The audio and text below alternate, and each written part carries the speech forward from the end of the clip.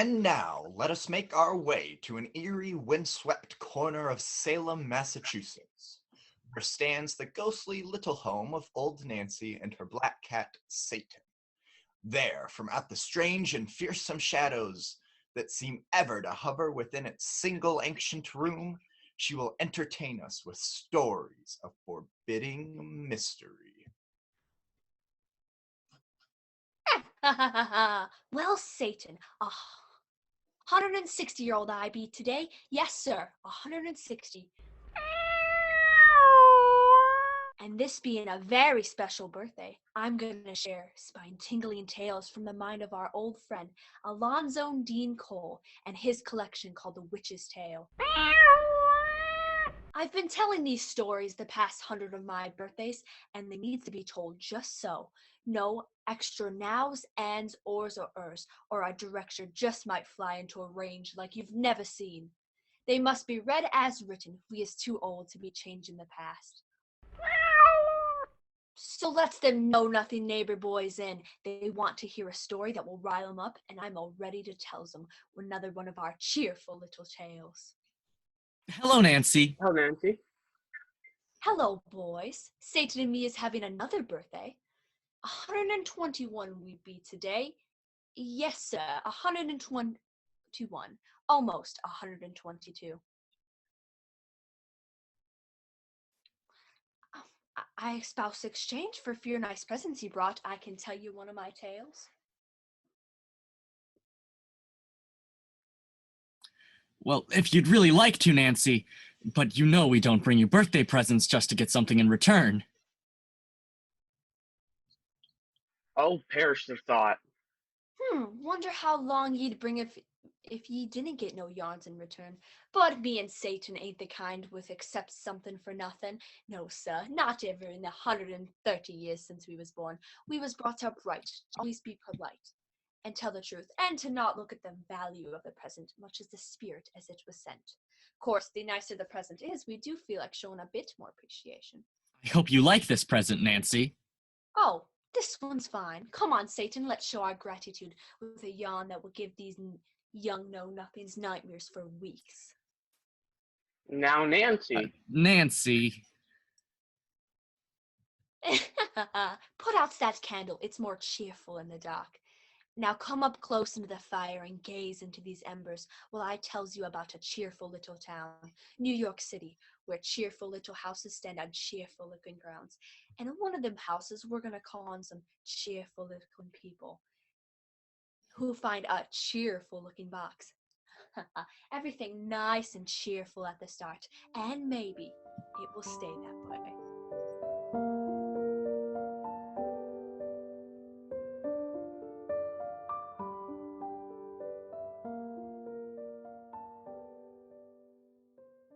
Hawkins! Yes, Miss Farnham. Has Uncle returned yet? Not yet, Miss.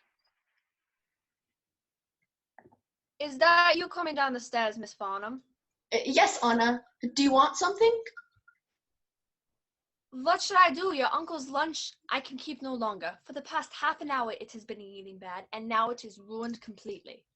Don't bother about it. He's probably having something to eat in the city, but if he remembers to eat at all. But he said he was coming back by noon, and I fixed all of his vegetables. Something has evidently delayed him. Order him some fresh ones for dinner. Ja, such a man's only vegetable he eats, and then he don't come home to eat them. Where has Mr. Corbett gone, Hawkins? Back in the library, Miss. So? I'll fix that. Terry! Terry! Oh, come in, dear. Going back to work? Well, that's what your uncle pays me for, you know. And you will be a conscientious secretary. Look here, young man. I told you our afternoon was already planned. It's much too beautiful to stay indoors. So you're going to chuck those old notes and smelly books and take me for a nice long drive. If I take you for many more afternoon drives, this book of your uncle's will never be finished.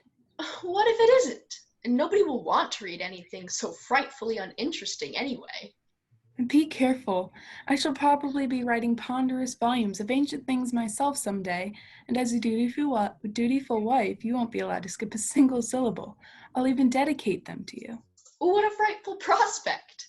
After living with Uncle all these years, I should have realized the dangers that lurk in the vicinity of an antiquary. And yet I become engaged to one who will follow in his footsteps. You were blinded by my youth and beauty to the awful future. And I'll have to remain that way to keep my sanity.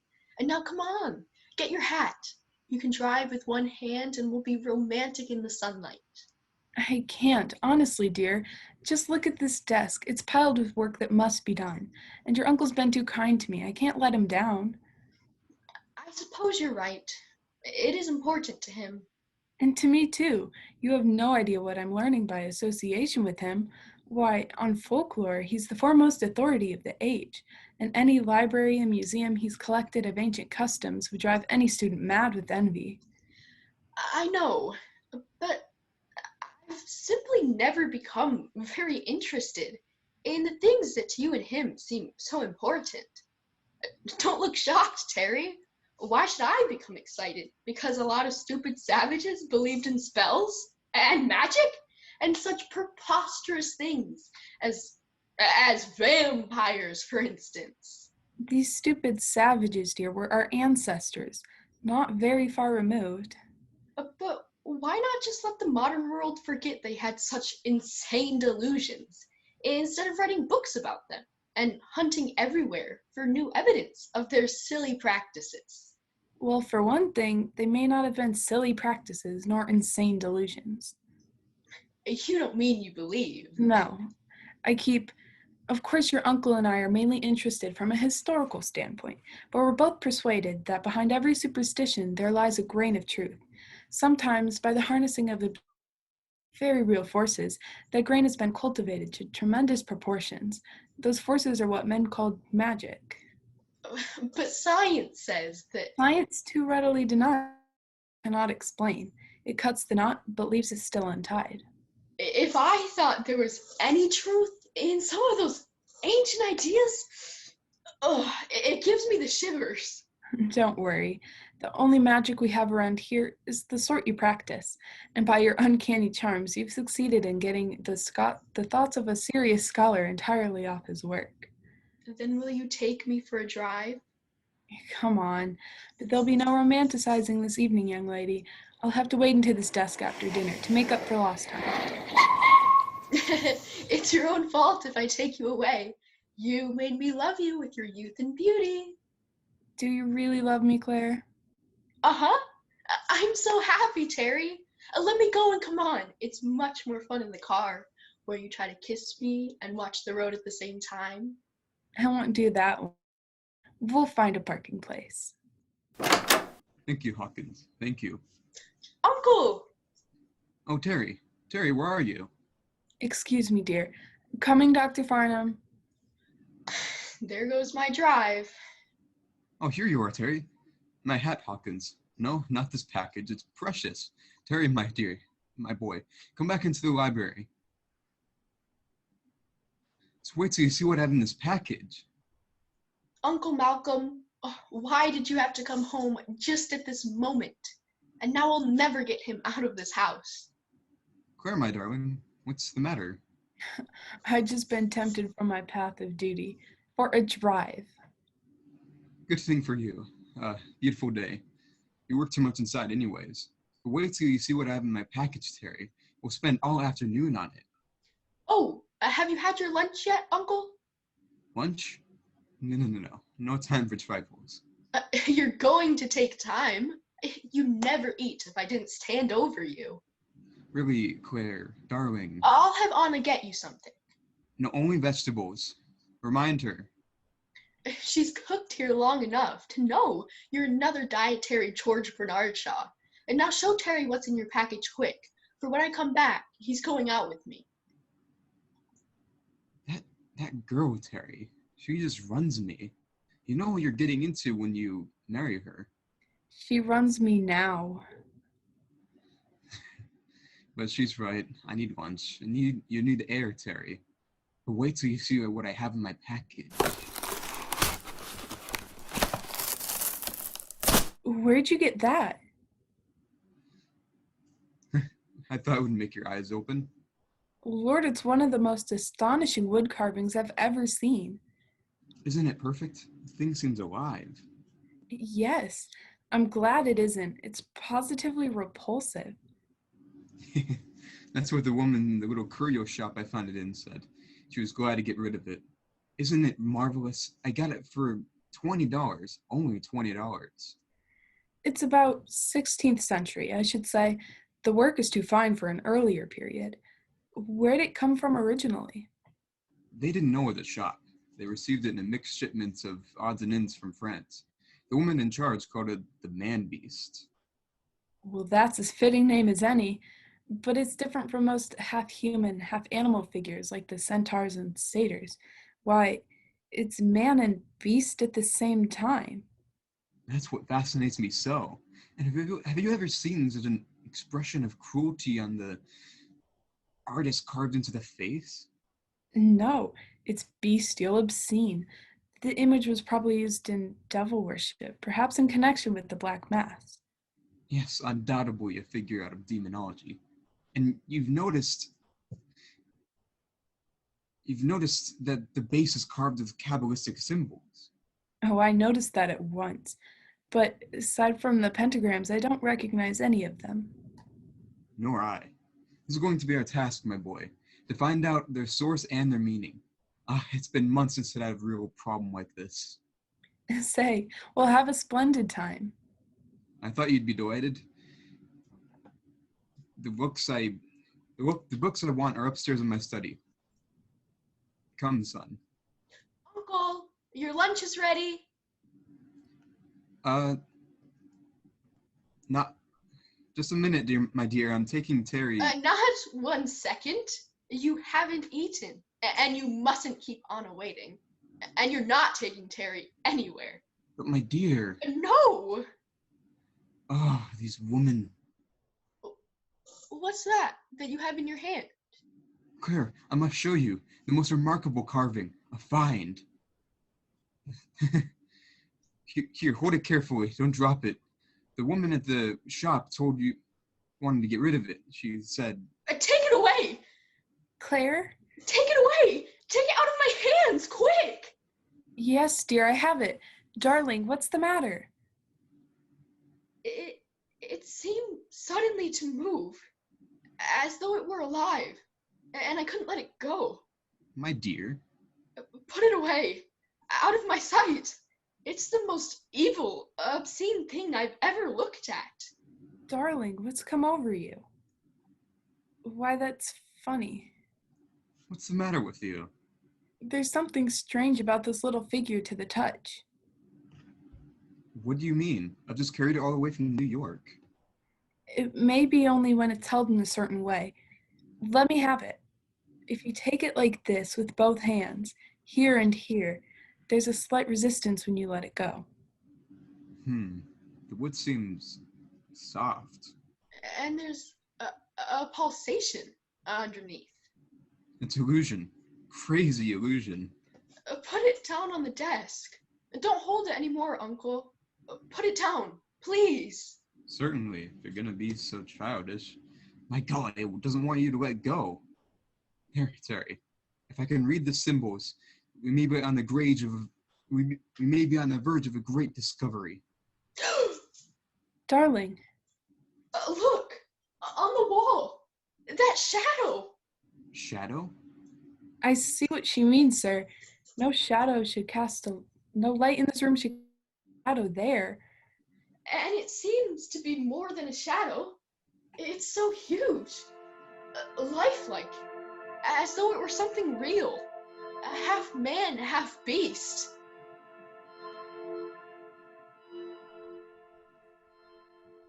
I've had enough of this, Claire.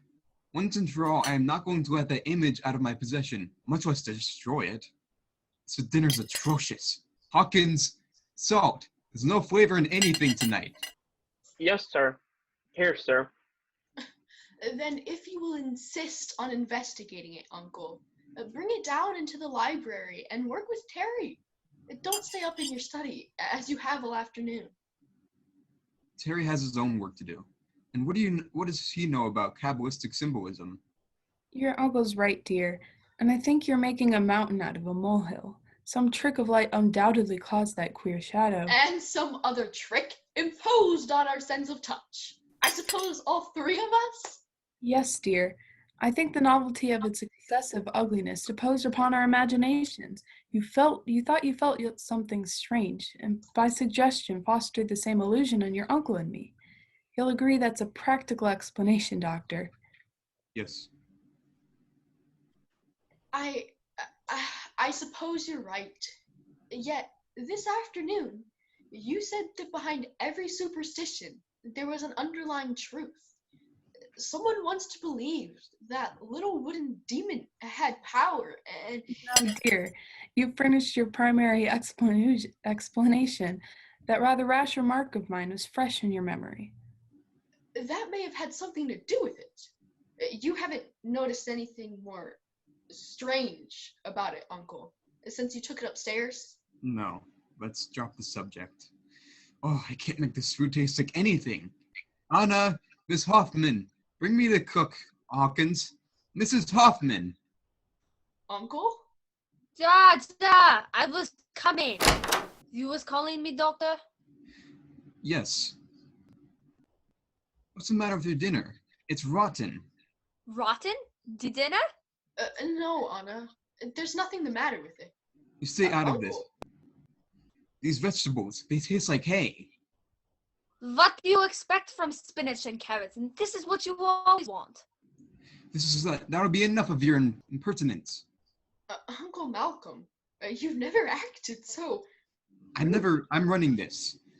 Either you're preparing me something fit to eat here, after Mrs. Hoffman, or I get another cook. So then that's just what you can do. For 20 years I have cooked for this family and... That's enough. Get out. You bet I get out. I pack right now and leave this home. My dinner is rotten. Anna,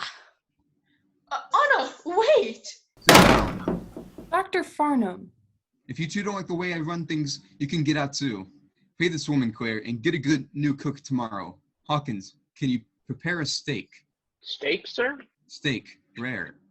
Yes, sir. Do it, and bring it to my study. Uncle, you can't eat red meat. I'm You're hungry. Do as I tell you. Hawkins, I'm going upstairs. Yes, sir. Terry, what's come over him? He's always been so gentle. I've never seen him act this way before. He was perfectly beastly. His eyes looked wild, feverish. You don't think he's ill? I hardly know what to think. Shall I prepare a steak rare for the doctor, miss? Certainly no. He's been a confirmed vegetarian for years. I'll be responsible, Hawkins. Very well, miss. I must go out to the servants' quarters and appease Mrs. Hoffman. She can't leave after being with us so long. I'll go with you.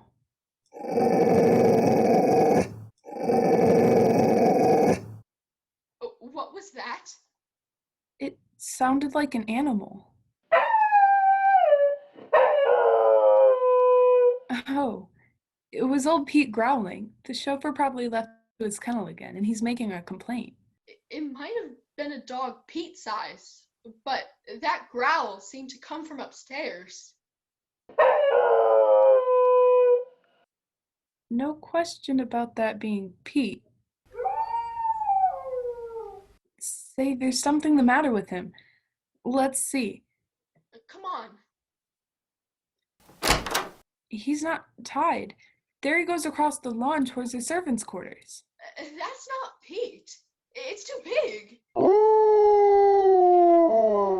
And he's chained to his kennel. Look. Something's frightened him. Pete!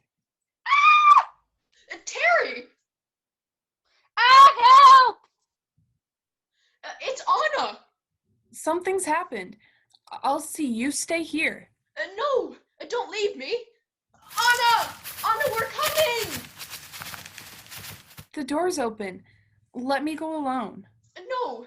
Here comes Hawkins and John. What is it, Miss Corbett? What's the matter? I don't know yet. Here. Ah! Terry! God. She's dead.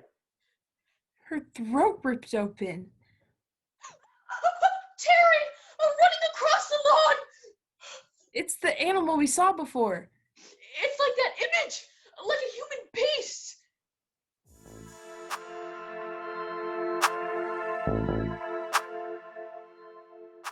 I fear I have nothing to add to your investigation, Lieutenant. I was upstairs unconscious while this terrible thing transpired. Terry, Mr. Corbett here had to burst open his study door. We were afraid whatever it was had attacked him too. And you say this strange animal the rest of you saw disappeared in the direction of the house, Mr. Corbett? It was running in this direction, Lieutenant. Then Miss Farnham fainted, and I didn't see where it disappeared. Butler and chauffeur aren't very clear on that point either. Mrs. Farnham's description of it is rather extraordinary. Half human, half animal. It was quite dark. We couldn't... But Terry, we both saw. There's no doubt it was an animal of some kind. Or a maniac. I'll have the asylums and zoos checked the first thing in the morning. But the only throat wound I ever saw similar to that on the victim was by a wolf. Yes, I too have thought of that. This creature ran on all fours, like a wolf, but it was too big. It was just so big. Pardon me, but if you have no further questions to ask me, Lieutenant, I am very faint. No, that's all. Thank you, Dr. Farnham. Can I help you to your room, Uncle? No thanks, my dear. Hawkins will... Here, sir. Good night, all of you. Good night, Uncle. Good night, Doctor.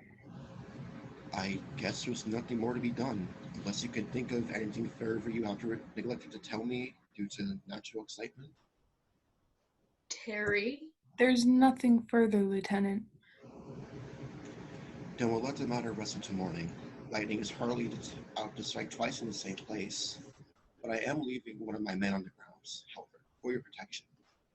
Thank you. I'll show you to the door, Lieutenant. Much obliged. Come on, Fallon. Yes, sir. This way. Good night, Mrs. Farnham. Good night. Good night, Mr. Corbett. Good night, Lieutenant. Sergeant? Night. Terry, you wouldn't let me speak about the image. Shh. No, dear. They would have merely laughed at you. And it's ridiculous. Forget that image. No. While my uncle lay upstairs unconscious? That thing in his study? This frightful affair has unnerved you. You don't know what you're saying. Terry, look at me. You believe the same as I do that wooden figure is... No. You do. And through your work, your studies, you have an idea of what that repulsive little figure represents. You know or think it has some supernatural power. No. You do. Tell me, Terry. I'm afraid. There's nothing to tell. Nothing to fear. Only, wait here. I'm going to get that image from your uncle's room.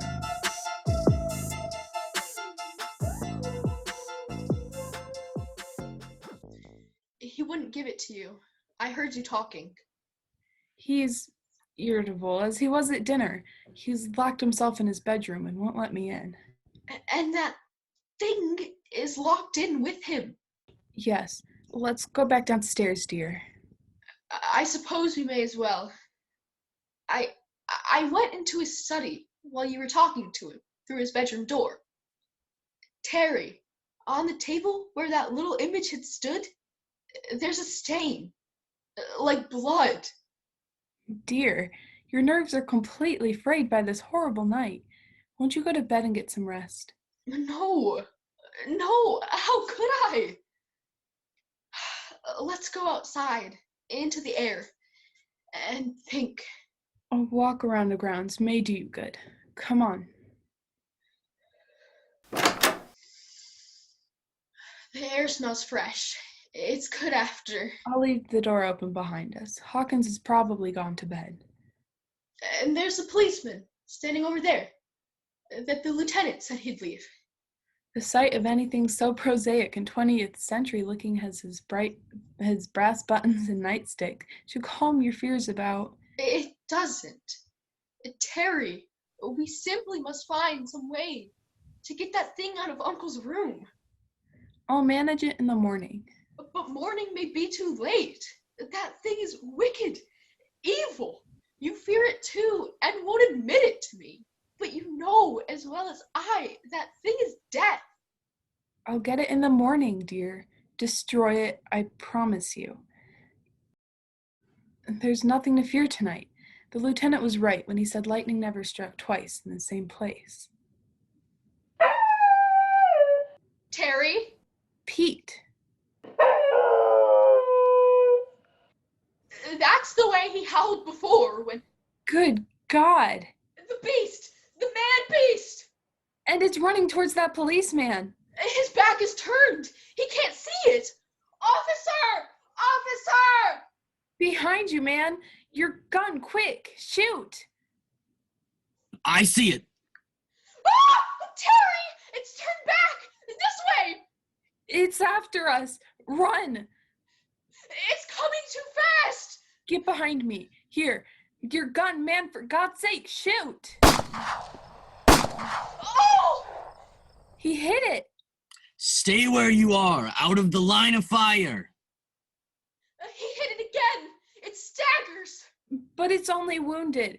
Shoot again, it's getting away. Watch where it goes. I've got to reload. Stay here with him, dear. No! Terry, it's going in the house! Uncle! Come on, officer. I'm with you. Up those stairs! I hit it bad. It's left a trail of blood. Uncle Malcolm!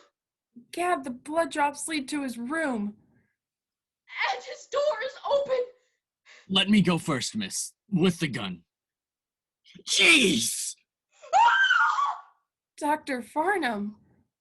It's killed my uncle! But where'd it go? The bloodstain ends. The bee stain here.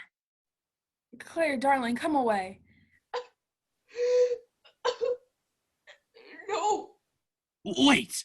No animals killed this man. He's been shot. That image! It's clutched in his hand! Yes, and the blood trail ends at its side.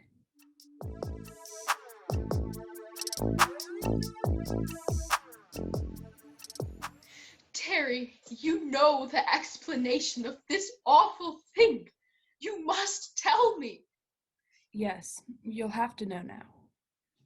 And if there is an explanation, I want it. I couldn't have shot this man. You saw that thing outside. It wasn't human.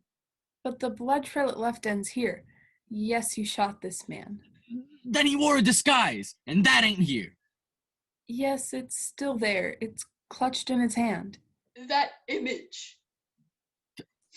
That's a statue of the thing we saw. It's a little more than that, I'm sure. Now, look. The figure opens. Like a box. There's something in there. Yes, something he had just the time to replace before he fell. What is it? Don't touch it. I think it's a belt of human hide. Have you ever heard of werewolves? Werewolves? Men transformed by witchcraft into beasts? In every country and every age, men have believed in their existence. It was thought that the transformation was effected by the means of a magic belt of human skin. You mean to say, that belt there? Yes. In a measure, its properties pass through the image itself, as when we felt we held the living thing, as when before your uncle discovered the secret opening in this figure, he became dissatisfied with his diet of years. The wolf's appetite can only be appeased with flesh, and once the transforming belt is girded on, it can only be satisfied. Let me see that belt.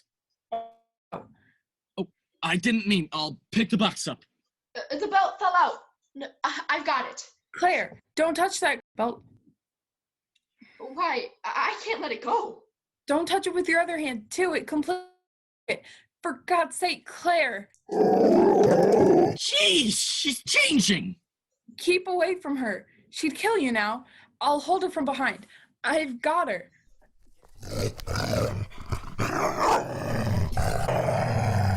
Get that belt, but not with your hands. Use those fire tongs. Quick, she's trying to get at my throat. She'll kill me. Claire! I got it. Struck it from her hands. Oh, thank God. Claire! Claire! Oh, Terry! Terry, I knew what I was doing, and I couldn't help myself. There, darling.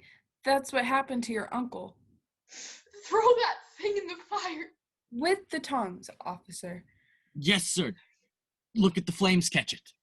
And that image with it. That image of the demon who gave it power. It's in. The fire's taking it. Jeez, do you hear that? Terry, look! The shadow rising from the fire. But now it's only a shadow. The power of the human beast is at an end.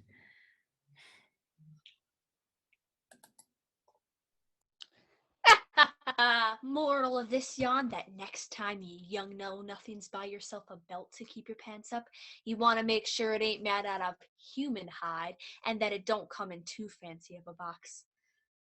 Well, we got business to tend to now. Important business, Satan. Near midnight, Satan.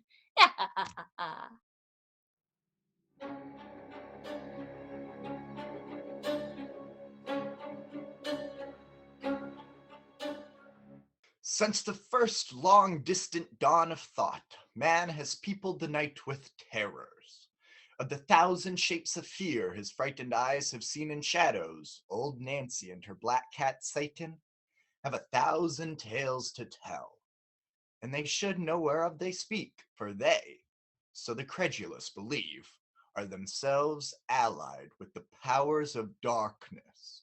If you are not afraid of ghostly things, come now to that ramshackle little house in ancient Salem where this strange pair reside, and hear with us another mystery of the uncanny and the weird. Another story these here young know-nothings want? We shall tell 'em, Satan. Yes, another yarn they ask about things that will haunt their dreams. We didn't ask for anything like that, Nancy. You misunderstood us. We thought you might have a nice, cheerful story to tell us for a change. You must know some cheerful ones, even though you've never told us any. Sure, we knows cheerful ones. Satan and me knows all the kinds. A long time ago, we learned 'em. 125-year-old I be today. Did ye say much obliged? These good-for-nothings for your nice birthday present they brought us, Satan? Of course you did. I might have known you wouldn't forget your manners. Me and you always make it a point to be polite, even with nobodies like this here. Yes, Nancy. Besides, this here present they brought us is really better than the one they gave us for our birthday last week. What kind of cheerful story shall we tell 'em, Satan? Show our appreciation? That's a good idea. A fine idea. What has Satan suggested this time, Nancy? Oh, he's thought of just the thing for tonight. The full moon outside has reminded him. Moon? Then it's going to be a romantic story. That's it. Romantic story. Douse that candle, blow it out. Sitting in the dark, hear romantic yawns like this. Now draw up into the fire and gaze into these embers. That's right, Satan. Jump up here beside me. Gaze into these embers while I stirs me cauldron. Up into the north we have taken you tonight. Up into the north in Canada. In a fine automobile, we are riding with a boy and a girl who's a riding in the moonlight. The romantic moonlight. Romantic.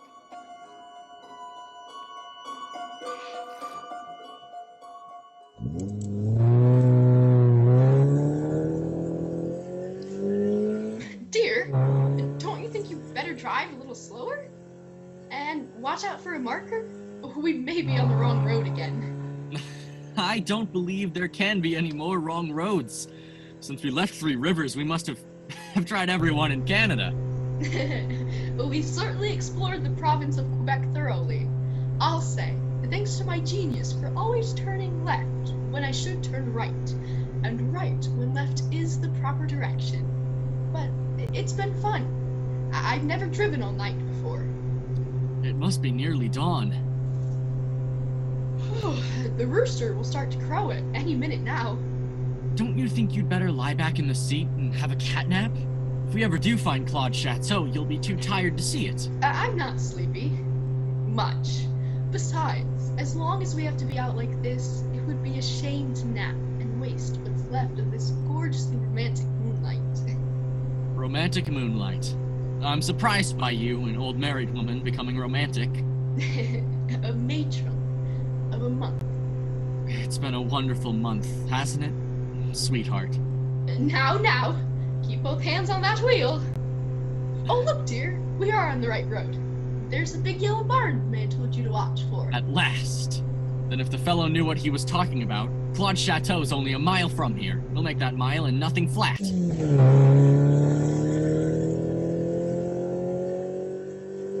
Donald, not any faster. Oh, after promising your brother we'd be here 3 weeks ago, you would try to make up our delay by gaining 30 seconds now. We're a mere 3 weeks late. But if Claude expected promptitude from a man on his honeymoon, he's crazy. A bachelor like him, Claude isn't apt to make allowances for that. You know you should have written him of our change of plans. Then he would have been sending me telegrams and letters. I didn't want anyone to know where we were. I just wanted to be entirely alone with you. I've been completely lost in a world of our own. I hate to come out of it. I wish we never had to come out of it. Sweetheart. The wheel, Donald! Watch your wheel! Oh, yes, it's all right. Oh, my heart. Dear, I think that's the chateau beyond those trees. That stone tower answers Claude's description, all right. I'm sure this is the place. Turn in the driveway, dear.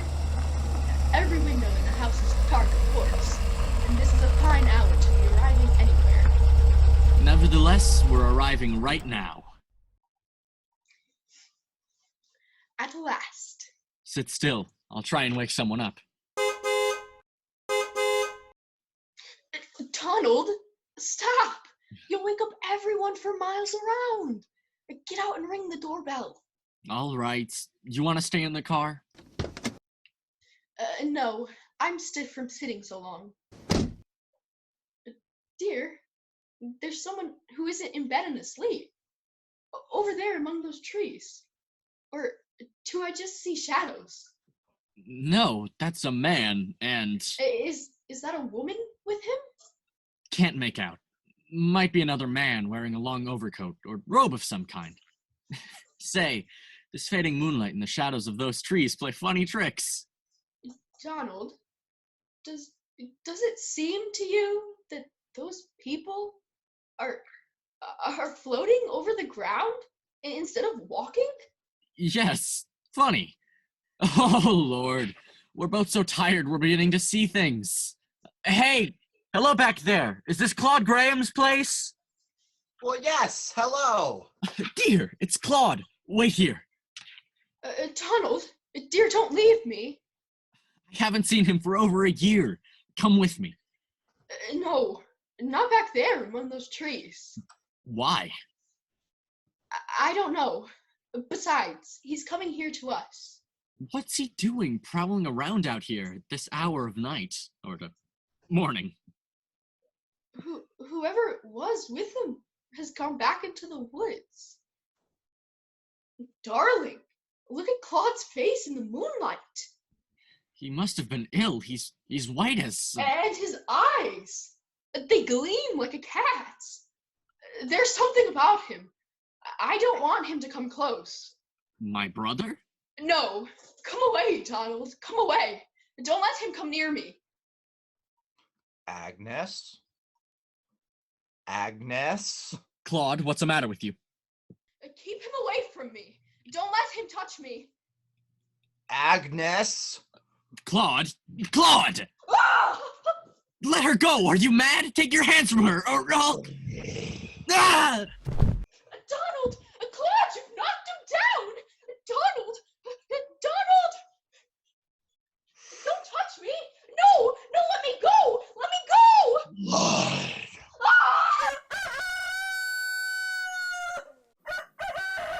I come! I come! What's the matter there? What's the matter there, I say? Oh, whoever you are, come quick! Donald, Claude's gone! Donald, are you... Oh, Agnes, you're... I'm alright. Suddenly he let me go and ran. Must have knocked me out. Ugh. What has happened here? My husband's brother gone suddenly insane. He seized me, and when my husband tried to stop him, he struck him. Where's this man now? Why, he ran into those woods. I think he just disappeared. Mad? Ill? No telling what he may do. He's my brother. I must go after him. No, Donald. He killed you. Are you a servant here? I'm a caretaker. Then you can tell me what has happened. If this madness has just come upon him. Mr. Graham, your employer, the owner of this estate. Monsieur Graham? Yes, I'm his brother. It was he who... You do not see Monsieur Graham tonight. Yes. Can't you understand? Son, Why are you crossing yourself? I fear this thing happened when the moon she's full. The dead have come back to walk alive. What are you saying? What do you... Monsieur Graham, your brother.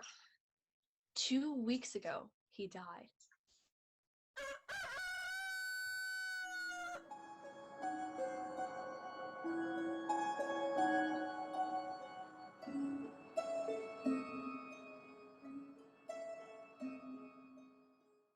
Monsieur Daguenau, all day I've been trying to find someone in this village who would talk sensibly to me. As my brother's attorney here, I expected, at last, some help from you. I'm sorry, monsieur, that I must reiterate the fact your brother died 2 weeks ago. Yet, last night, both my wife and I saw him, heard his voice, felt his hands upon us. Don't you, like everyone else we've talked to, say we saw the dead alive as a vampire? It was my brother, I tell you. A madman, but a man of flesh and blood. Donald, please. Monsieur Graham, we here in French Canada are bequeathed traditions, beliefs, and knowledge from an older land which you Americans have never learned or have forgotten. Madame, your husband's brother, when he seized you in his arms last night, what was his attempt to do? He tried to kiss me. On the throat? Yes. Oh, it wasn't as though he was your brother, Donald. Or even a man. There was something horrible about him. He was mad, that's all. That isn't all. It was something more. Worse. And when we first saw him with that figure in the cloak who disappeared, you too noticed how they seemed to glide, to float through the air instead of... We had been driving all night. Our eyes were tired. Pardon, monsieur. When your assailant released you, Madame fortunately unscathed, it was just the break of dawn. Yes, we heard a rooster crow. It seemed to be. He seemed to receive a summons. What's all this leading to? Any madman might have done the same erratic thing. Monsieur Graham, you've been shown the certificate of your brother's death. Did you note the cause? Yes, pernicious anemia, a disease impossible in one of my brother's constitution. Another reason I know he's not dead. Who is this Dr. Hugo who signed that certificate? I've tried all day to find him at his home. You'll meet him soon. I've invited him here. I want to meet this Dr. Hugo, and I want you, Mr. Daguenau, to secure a court order for the opening of the tomb which bears my brother's name. That shall be done at morning, had you not requested it, because, Monsieur Graham, There are certain things that must be done to destroy a body in which in death becomes a vampire's. What? Donald. I've said it. Vampire. Of your brother's death you do not yet know all. Upon his throat was a little mark, blue, the sign of a vampire's kiss. From there his blood had been slowly drawn until there was no more left in his vein. They who are kissed by the dead alive, monsieur, become themselves the dead who live. You can't expect us to believe such rot as that! When your brother's tomb is opened tomorrow, you'll see I do not lie. What do you mean? That though he's been buried for 14 days, his body will be whole, and there'll be color in his cheek. In this village, we've seen this thing before, too many times. I'm going to that cemetery. Your court order can come later or not at all. I'm going to open that grave which bears my brother's name. No, you can't do that now. The night is here. I'll leave you at the hotel. Agnes, come on. Wait, monsieur. I have to go at night. From dawn to sunset, those undead lie helpless in their graves. From dark to morning, they can walk in human form, searching for the blood their lust demands. So I'll find the tomb empty, Mr. Dagenot. You should have attempted to deceive me with a less childish story. I shall find that tomb empty because my brother is alive. Come, dear. Monsieur, I beg, you must not do this thing tonight. No? Watch me. Well, go then, fool, and see what you'll find.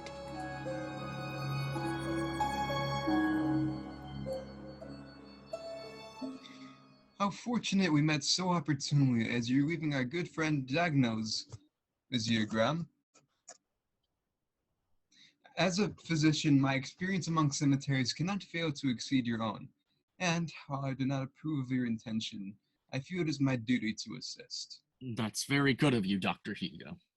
Not at all, as I was not available when you tried to reach me at my home today. I feel I owe you something for your wasted time. I doubt you'd find anyone else to accompany you here tonight. Where is my brother's tomb? In this moonlight, things look different than in the day. I will show you. You are not credulous like Mr. Dagenot, Dr. Hugo. Dear me, no. As I have already assured you, Monsieur, your brother died of a perfectly natural complaint. Well, and that of which you saw and felt last night, well, if it wasn't a result of tired nerves and imagination, you might have been deceived by the darkness, by a man bearing resemblance to your brother. You assure me that my brother is dead. Really dead? Not the horrible thing that Dagenot said. You've had time to think about your conversation with him, to wonder if strange things cannot be true.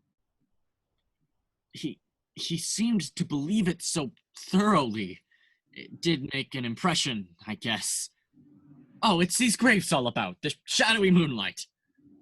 Perhaps you would rather return to your hotel and your charming wife and reconsider your decision to violate a tomb. No, I must go through with it. I must find out. Doctor, this door's already been forced. Flash your light inside. A coffin. Open on the floor. Come. Ah! Your brother, Nazir. A wooden stake. Driven through his breast. His head here has been severed from his shoulders.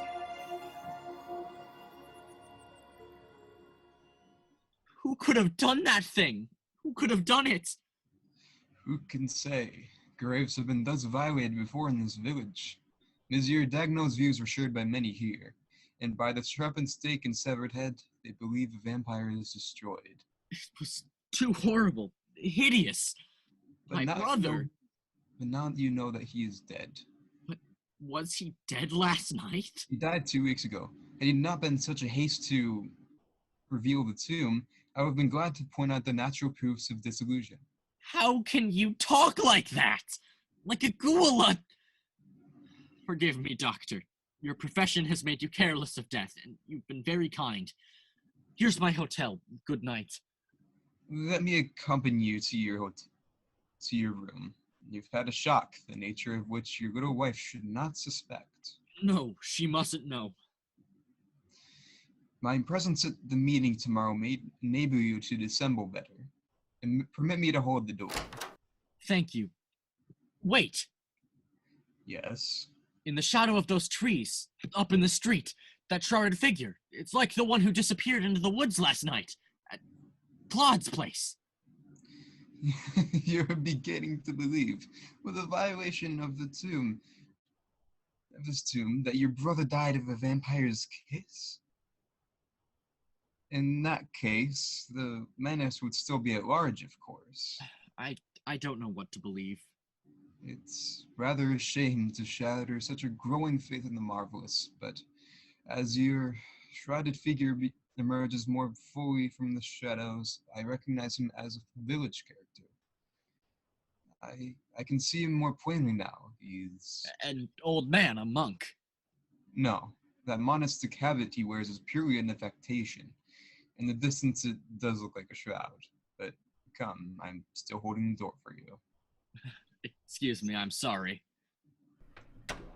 Not at all. Our room's one flight up, Doctor. The stairs are back here. I probably know this place better than you do. Who is that man you say is a village character? His name is Eve. He has lived here many years. How he occupies his time, nobody knows, for he's only seen occasionally, and then always at night. The fact is bound to confirm your growing suspicion, as a conventional vampire must keep to his tomb by day. Forget it, my son. You've had a harrowing experience and a strange one. But we live in a natural, not supernatural world. I'm very grateful for your common sense, Dr. Hugo. There's my door, down the hall. What we found at the cemetery. Agnes! Donald, help! I'm coming, dear. I'm coming. Locked. Agnes, darling. Donald! What is it, dear? What's the matter? Hold me tight! Put on those lights! I can't be here in the dark! Permit me. Why did you scream? Tell me quick. I fell asleep waiting for you. It's such a horrible dream. Oh, a nightmare. But frightful. Awful. Something came in that open window. A shrouded figure, like the one we saw last night. I was powerless to move. It came and kissed me on the throat. A kiss as cold as death. Dr. Hugo, it wasn't a dream. On her throat is a small blue mark. Here in my house, madam, I am sure there will be no reoccurrence of your most unpleasant nightmare. I know you're right, Doctor. It was just a dream. I think you've even convinced Donald now that a blue mark on one's throat is more likely to be a simple bruise than... Yes, dear. Yes, of course. That's all it is. But I couldn't have remained in that hotel. You are doing me a favor by coming here. It would be good for a lonely old man to have such youthful faces around here at his house. But it is very late. I shall leave you to yourselves. Good night. Good night, Doctor. And thank you again. You're more than grateful, Dr. Hugo. Oh, lest I forget. I am retired from active practice, as Dagno may have told you, and I am engaged upon a work of medicine that confines me to my study during the day. We shall meet tomorrow evening. Good night. Good night. Good night. Dear, you won't worry about my silly dream anymore. Our common sense tells us Dr. Hugo is right. He must be right. Of course he's right. I'm going to close these windows. You're not sure something didn't come in the window at the hotel? Of course I am, dear, but it's chilly. I feel more comfortable with the windows closed. What are you looking for in your suitcase? A book I have in here. I want something to read. Here it is.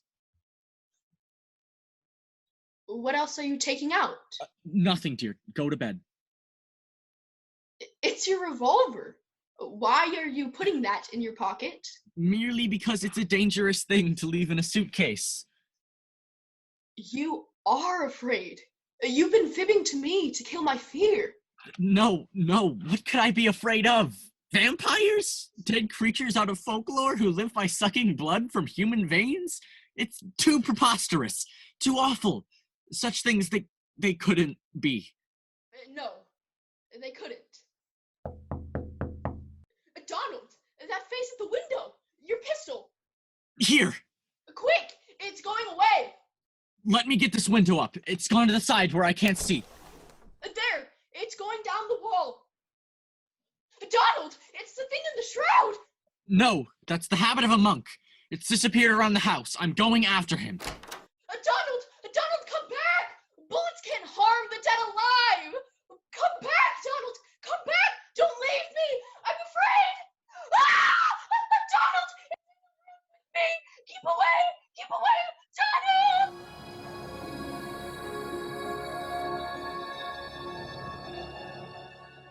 When I reached the grounds, the thing I've told you of had disappeared. It was then that I heard my wife scream. And when you return at once? Dr. Hugo was with her, Sheriff. She was unconscious, and on her throat the blue mark had grown. You forget the overwrought condition of Madame's nerves, monsieur. She may have fallen or stumbled or... Dr. Hugo, I know you're trying to calm my fear, but you know as well as I that thing is not a bruise. Well, fear no more, monsieur. In the convent where we have just left, madame, no evil thing may enter. This face at the window. You are sure, my son? Yes, Sheriff. It was the man I saw on the street last night with Dr. Hugo. De Marie? We shall soon know. 40 years ago, he was seen first within this village. About that time, the dead alive began to kill. And who has ever seen him between dawn and sunset, when the vampire must sleep within its tomb? Here, in this house, the tomb may lie within. And now the sun is in its sky, and we shall find him helpless. And I've brought the sword and sharpened stake. This is ridiculous. You talk like children. That we shall see. The door is locked. Come, burst it open. Together. Wait! A key is turning from the other side. Sacre! Saint Viege. He... Good morning, gentlemen. You seem surprised at finding me at my home.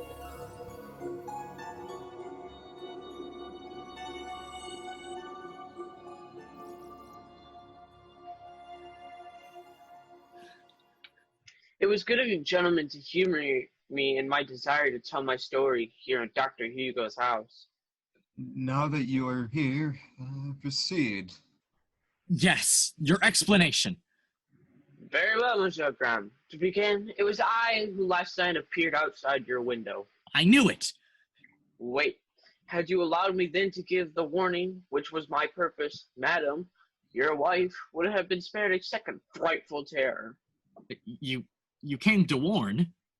By the only way I could. The child is clinging to the walls of my zeal. I did not consider you might have a pistol, but thanks to your poor marksmanship, I can give my warning now. You speak strange, Monsieur de Marie. And shall I speak more strangely? Still, Monsieur Pro, will you see that no one leave this group until I finish? You are in my house, monsieur. Marie, what is your meaning? That Dr. Hugo you are about to learn. Attendees, for 40 years you have known me as Guy de Marie in this village as the man who walk at night. You do not know why. It is because I lost my only son by the kiss of the dead alive. It was then I became the man who walked by night, for at night the undead hunt. And I hunt them. It is I who opens tombs, I who rid this village of its curse almost, for there is ever one I hunt and cannot find, until from a curtained window in this house I see a shrouded figure creep at sunset and return at dawn. This house? You lie, the man is mad. Am I Dr. Hugo? Then tell me which graveyard lies the body of your wife. I won't listen to such ravings. Get out of my house. Someone put him out. I can't stay here. I have work to do. Work in my study. After him, up those stairs. It is there where the tomb is hid. Keep back! Keep back! I won't let you take her from me! He has a pistol. Mine! I dropped it in the hall last night. I'll shoot the first who makes a step. You shall not take her from me. I've kept her here for my wife. I love her. What if she is one of those you call the dead alive? What if she does kill that she may live undead forever? It is her curse. I love her, I tell you. No, you will never touch her heart with your sharpened stake, for the first to move shall die. After him, the demon must be destroyed. Wait. Keep back. There's only one unexploded cartridge in that pistol. For my brother and my wife, I'll take the chance. Keep back, Graham. Keep back! No! He turned it on himself. For his own heart. Dead. Never mind. Break down that study door. Together. Once more. Again. A coffin. A woman in a shroud. Young as when she died. With blood upon her lips. No, Agnes. At last, the fiend, the dead alive, helpless in the light of day. Monsieur Dagno, give me the sword and sharpened stake.